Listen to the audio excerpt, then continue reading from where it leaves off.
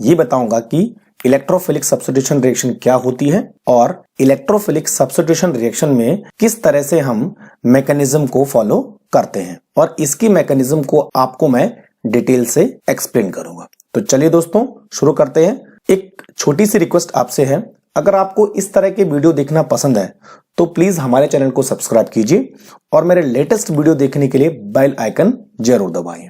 तो शुरू करते हैं इलेक्ट्रोफिलिक सब्स्टिट्यूशन रिएक्शन।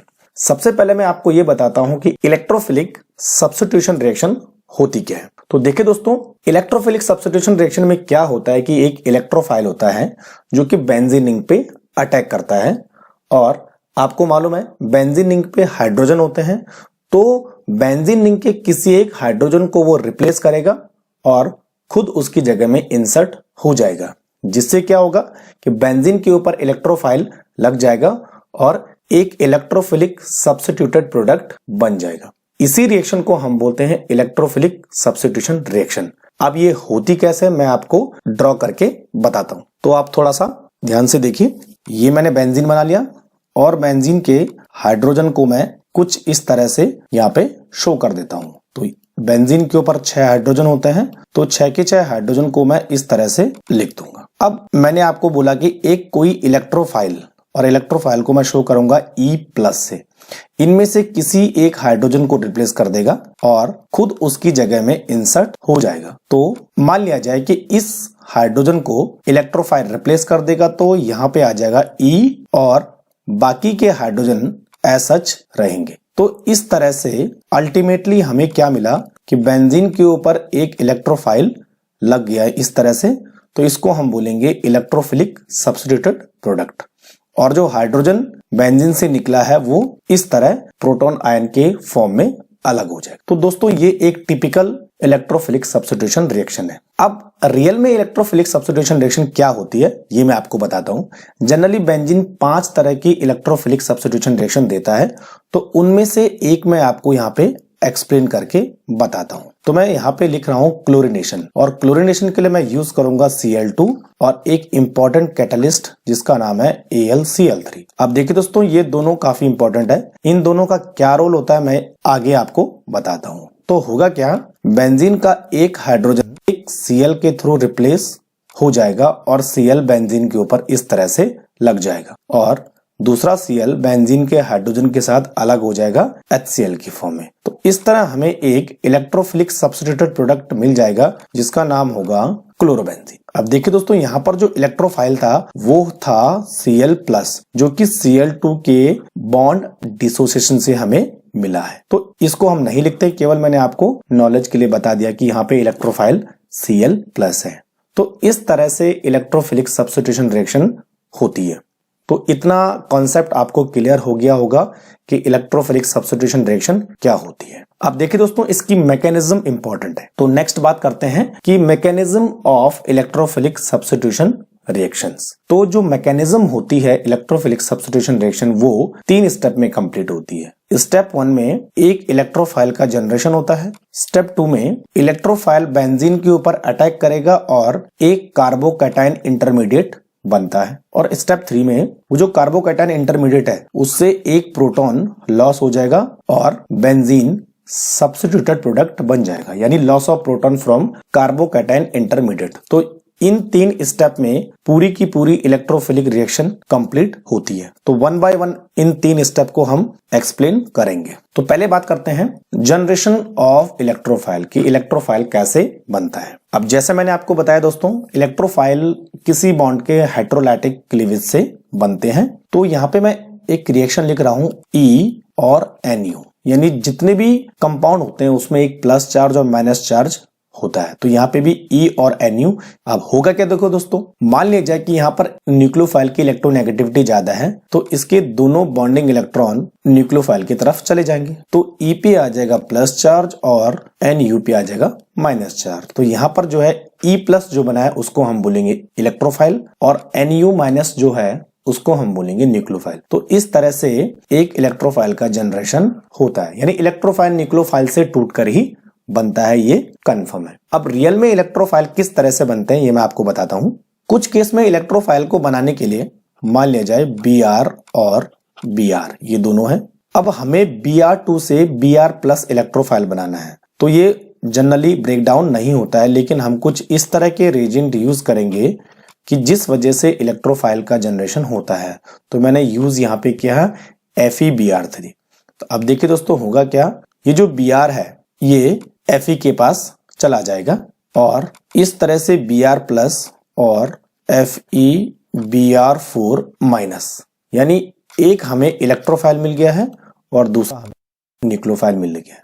यानी यहाँ पे Br और Br का क्लीवेज पॉसिबल नहीं है ऑर्डनरी कंडीशन में, लेकिन अगर हम लोग FeBr3 का यूज करें तो Br और Br क्लीवेज होके Br प्लस आयन में कन्वर्ट हो जाता है, जिसको हम बोलेंगे Br इलेक्ट्रोफाइल। तो इस तरह से ब्रोमीन इलेक्ट्रोफाइल का जनरेशन होता है। इस तरह से हम और इलेक्ट्रोफाइल भी जनरेट करते हैं। For example CH3Cl plus AlCl3, और ये Cl के दोनों इलेक्ट्रॉन यानी Cl Al के पास चला गया है। तो अब क्या बनने वाला है, CH3 पे आ गया पॉजिटिव चार्ज यानी मिथाइल इलेक्ट्रोफाइल प्लस AlCl4 और माइनस चार्ज। तो इस तरह से दोस्तों इलेक्ट्रोफाइल का जनरेशन होता है। तो स्टेप 1 क्लियर हो गया होगा कि इलेक्ट्रोफाइल कैसे बनता है। नेक्स्ट स्टेप की बात करते हैं, फॉर्मेशन ऑफ कार्बोकैटायन इंटरमीडिएट। अब ये कार्बोकैटायन इंटरमीडिएट कब बनेगा, जब इलेक्ट्रोफाइल बेंजीन रिंग पे अटैक करेगा। अब एक इसमें इंपॉर्टेंट चीज है दोस्तों, ये वाला जो स्टेप होता है ये रेट लिमिटिंग स्टेप है, यानी इसी स्टेप की वजह से रिएक्शन का रेट डिटरमाइन होगा। तो ये आपको ध्यान में रखना है। तो बात करते हैं कि कार्बोकैटायन कैसे बनेगा। यहाँ पे मैंने एक बेंजीन रिंग लिखी है इस तरह से, और बेंजीन रिंग पे एक इलेक्ट्रोफाइल अटैक करने वाला है। अब देखिए दोस्तों, यहाँ पर जो डबल बॉन्ड है इनमें इलेक्ट्रॉन की शिफ्टिंग होगी, तो इसका मतलब इलेक्ट्रॉन यहाँ चले जाएंगे। तो इस कार्बन पे आने वाला है प्लस चार्ज, इस कार्बन पे आने वाला है माइनस चार्ज। और जैसा कि मालूम है आपको कि इलेक्ट्रोफाइल E प्लस होता है, तो ये उस कार्बन की तरफ जाएगा जहां पे इलेक्ट्रॉन शिफ्ट हुए हैं, यानी ये यहाँ पे आ जाएगा और यहाँ पे पहले से एक हाइड्रोजन भी था, तो उसको मैं ऐसे लिख देता हूं। और इस बगल वाले कार्बन पे आ जाएगा प्लस चार्ज, और बाकी दोनों बेंजीन के बॉन्ड जैसे थे वैसे ही रहने वाले हैं। तो इस तरह से एक इंटरमीडिएट कार्बोकैटायन बन गया है। अब देखिए दोस्तों, इस कार्बोकैटायन को हम बोलेंगे एरिनियम आयन। अब इस एरिनियम की खास बात यह है कि इस समय एरिनियम आयन में बेंजीन का एरोमेटिक कैरेक्टर लॉस हो गया है। इस समय ये एरोमेटिक कैरेक्टर में नहीं है, तो इसीलिए ये अनस्टेबल कंपाउंड है और ये एक रेट लिमिटिंग स्टेप भी है। तो मैं यहाँ पे ये दोनों चीजें आप मेंशन कर देता हूं। अब देखिए दोस्तों, इसमें प्लस चार्ज और डबल बॉन्ड रेजोनेंस की कंडीशन में आ रहे हैं, तो ये कार्बोकैटायन अपने आप को रेजोनेंस स्टेबलाइज करने की कोशिश करेगा। तो ये डबल बॉन्ड अगर यहां गया तो प्लस चार्ज यहां आ जाएगा। E और H की पोजीशन चेंज नहीं होगी, तो दोनों वैसे रहेंगे। तो डबल बॉन्ड यहां आ गया तो प्लस चार्ज चला गया यहां, और ये वाला डबल बॉन्ड ऐसे रहेगा।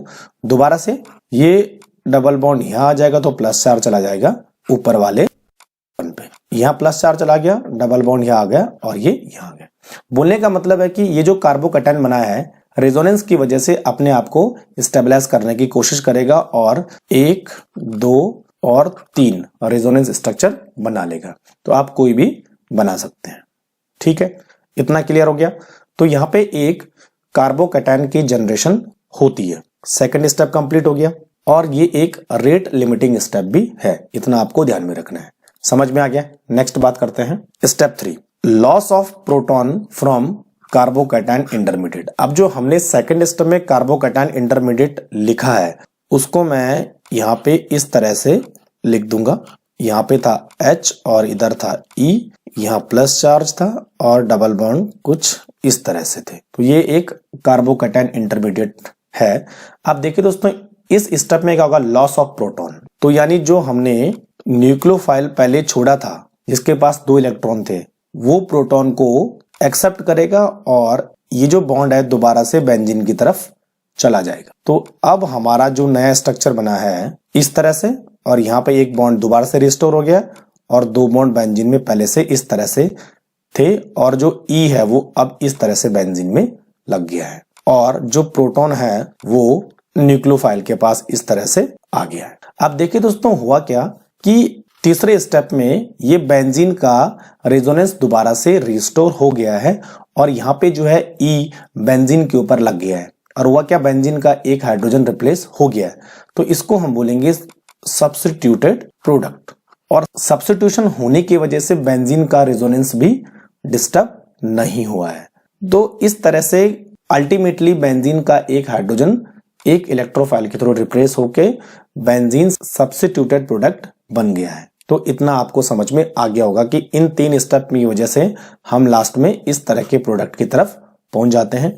अब देखिए दोस्तों, इसमें ये जो प्रोडक्ट बना है एरिनियम आयन, इसमें रेजोनेंस नहीं है, जबकि सब्स्टिट्यूटेड प्रोडक्ट में दोबारा से रेजोनेंस की कंडीशन बन रही है। तो बेंजीन का एरोमेटिक कैरेक्टर सब्स्टिट्यूशन की वजह से लॉस नहीं होता है, इसीलिए बेंजीन जो है सब्स्टिट्यूशन रिएक्शन देता है। तो इतना आपको समझ में आ गया होगा कि बेंजीन में इलेक्ट्रोफिलिक सब्स्टिट्यूशन रिएक्शन क्या होती है और किस मैकेनिज्म से इलेक्ट्रोफिलिक सब्स्टिट्यूशन रिएक्शन होता है।